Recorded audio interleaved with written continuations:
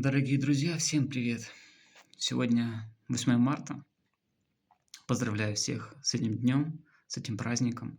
Сегодня также праздник, и это день рождения миссии Слова Божия, которую основали наши пастыря Станислав, Юлия Салтаненко.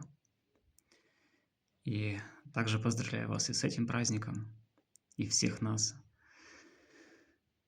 И приглашаю вас на воскресное служение, на воскресную трансляцию. Вот.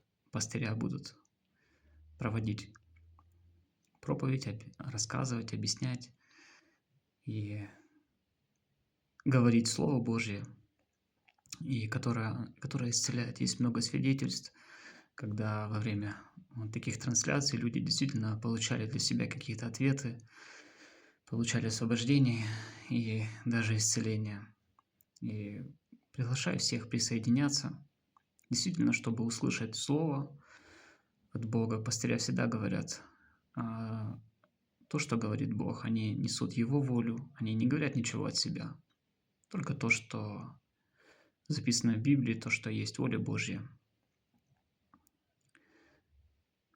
Присоединяйтесь. Всем хорошего дня и вечера.